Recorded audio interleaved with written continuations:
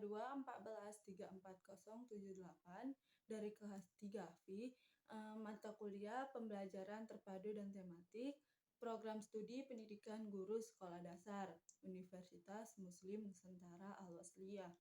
Ini saya buat untuk menyelesaikan tugas yang telah diberikan, yaitu mengenai praktik mengajar. Selamat pagi semuanya. Nah, pagi hari ini kita akan belajar mengenai subtema 1, yaitu lingkungan tempat tinggalku. Nah, pembelajaran kita hari ini adalah lanjutan dari pembelajaran sebelumnya.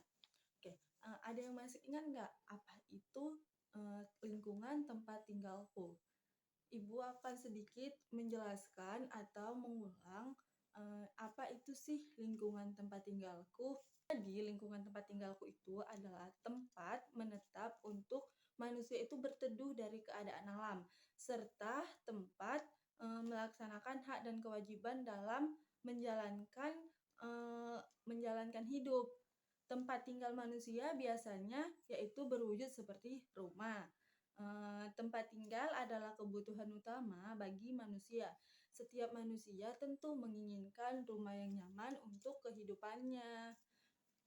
Nah, dapat kita lihat dari gambar di samping, yaitu ada beberapa rumah dengan sekitarnya itu adalah pepohonan.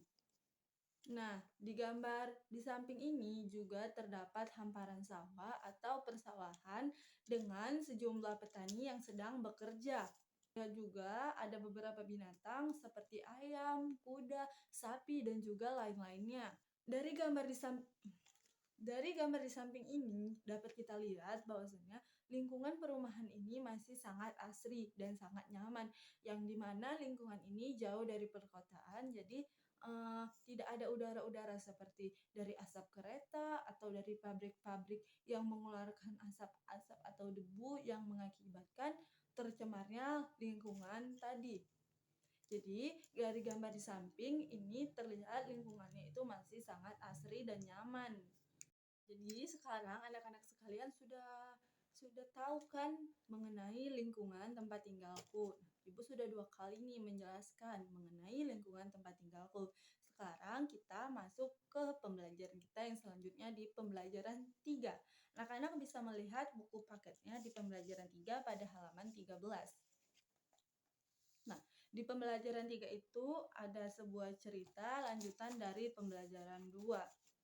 Setelah anak-anak membaca di pembelajaran 3, kita lanjutkan untuk masuk ke pembelajaran 3 yang di paragraf ketiga. Di mana di situ ada, tahukah kamu saat Rian mengerem sepeda, ia telah melakukan suatu gaya. Gaya tersebut dapat mengubah gerak benda, yakni mengubah benda yang awalnya bergerak menjadi diam. Mengapa demikian? Coba kamu cari tahu mengenai hal itu. Nah, siapa di sini yang sudah tahu mengenai apa itu sih gaya? Apa sih gaya itu? Bukan gaya seperti kita itu mau berfoto, bukan ya. Ini gaya itu berbeda. Nah, Ibu akan menjelaskan mengenai apa sih gaya itu. Jadi, gaya adalah suatu kekuatan yang mengakibatkan benda dari kenaikannya dapat mengalami gerak, perubahan kedudukan, atau perubahan bentuk. Gaya juga adalah tarikan atau dorongan yang menyebabkan terjadinya perubahan pada benda. Tadi kan di pembelajaran 3 itu di paragraf kedua dijelaskan, Rian, Beta, dan Nini pulang bersama-sama dengan bersepeda. Saat Rian mengayuh sepeda, tiba-tiba ada batu besar di tengah jalan. Rian mulai kehilangan keseimbangan. Ia pun segera mengerem. Sepedanya pun menghindari batu tersebut agar tidak terjatuh. Akhirnya Rian pun selamat. Nah, dari kejadian itu, apa sih gaya yang digunakan oleh Rian? Di mana gaya yang digunakan Rian atau gaya yang terjadi pada Rian itu adalah gaya gesek. Gaya gesek adalah gaya yang muncul karena ada dua permukaan yang saling bersentuhan. Nah, seperti ban sepeda dengan aspal itu tadi atau dengan jalan itu dia bersentuhan maka terjadilah gaya gesek. Nah, gaya gesek itu ada dua jenis, di mana yang pertama ada gaya gesek statis dan kinetis. Apa sih Bu gaya gesek statis itu?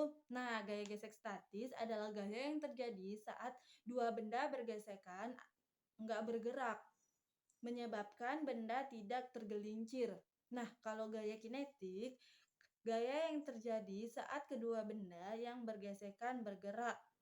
Nah, pada kejadian Rian tadi, dia menggunakan gaya gesek jenis statis karena di gaya gesek jenis statis itu gaya yang bergesekan lalu dia tidak bergerak.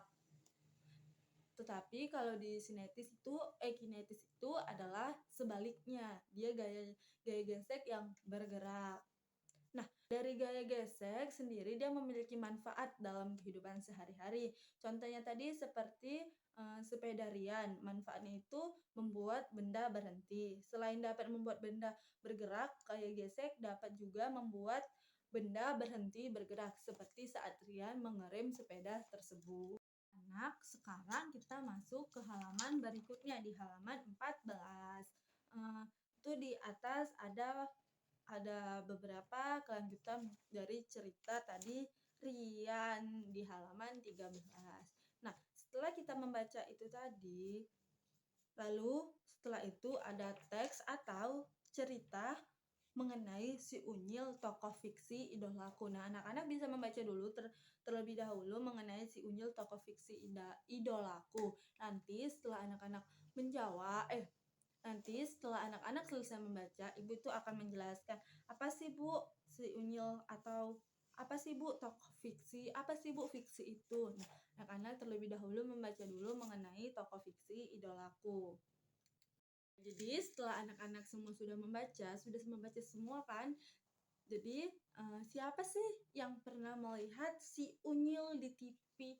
Biasa itu sering muncul tuh di TV-TV kan, di televisi. Pasti kalian juga sering menonton itu. Di judul itu kan ada tokoh fiksi idolaku. Nah, apa sih Bu fiksi itu? Jadi kan anak-anak, fiksi itu adalah cerita, rekaan, atau hayalan pengarang. Nah, jadi dari cerita si Unyil ini dia itu menceritakan cerita dari rekaan atau cerita hayalan dari seorang pengarangnya saja, yaitu yang diciptakan oleh almarhum Dr. Andes Suyadi atau dikenal dengan Pak Raden. Nah, Pak Raden ini juga salah satu dari tokoh yang ada di dalam film Si Unyil.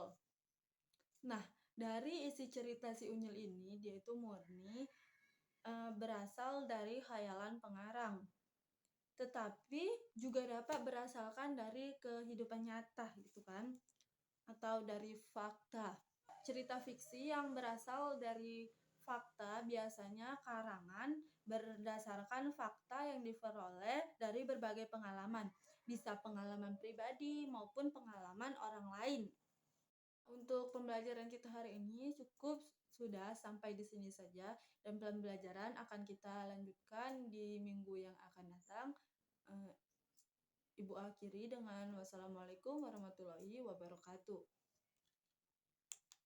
Mungkin itu sajalah video praktik mengajar yang bisa saya lakukan. Lebih dan kurangnya saya mohon maaf.